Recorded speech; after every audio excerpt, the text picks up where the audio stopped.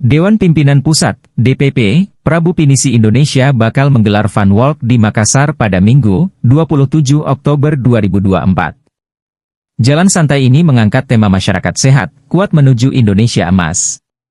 Event ini dihadirkan dalam rangka memperingati Hari Sumpah Pemuda yang diperingati 28 Oktober. Nantinya, peserta akan berjalan menyusuri rute sepanjang 5 km. Dimulai dari Anjungan Pantai Losari, melewati CPI, dan berakhir kembali di Anjungan Pantai Losari.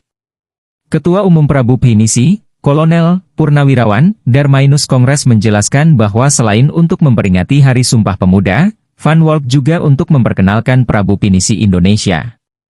Prabu Pinisi Indonesia sendiri merupakan organisasi masyarakat, ormas, bergerak di bidang sosial, pariwisata, kebudayaan, ekonomi, politik, dan lingkungan hidup dalam rangka mendukung pembangunan berkelanjutan. Prabu Pinisi ini kan, kalau kita uraikan, ada dua suku kata, Prabu Pinisi. Nah, kemudian waktu kami mengajukan SK Kumham, itu harus 3 suku kata. Kumham baru mau mengizinkan, makanya kami kasih Prabu Pinisi Indonesia. Nah, dulu awalnya memang hanya 2 Prabu Pinisi. Prabu ini berasal dari kata pujangga, Pak ya. Kalau bahasa ini pujangga. Pinisi itulah alat angkut yang dimiliki oleh orang-orang Sulawesi Selatan pada khususnya. Orang dari mana? Dari Bugis Makassar, Bulukumba ya. Bulukumba. Lah, kenapa kita kasih nama Prabu Pinisi? Karena kami kemarin Pak berjuang. Ya, kami berjuang. Jadi para pujangga ini, para militan ini berjuang dengan menggunakan kapal Pinisi ini, ya, untuk ke seluruh Indonesia dalam rangka untuk membantu pemerintah, ya, dalam rangka untuk masyarakat Indonesia, gitu. Membantu pemerintah dalam rangka untuk meningkatkan masyarakat Indonesia, gitu. Kita membantu Pak, karena kami tidak punya sumber dana seperti pemerintah. Pemerintah kan ada BPN, kami tidak ada.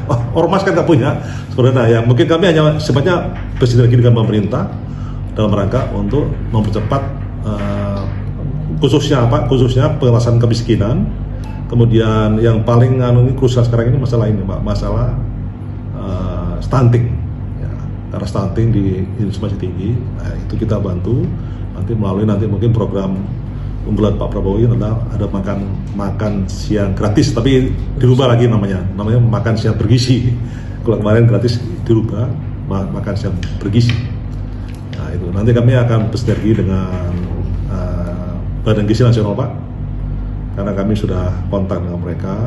Download Tribun X sekarang, menghadirkan lokal menjadi Indonesia.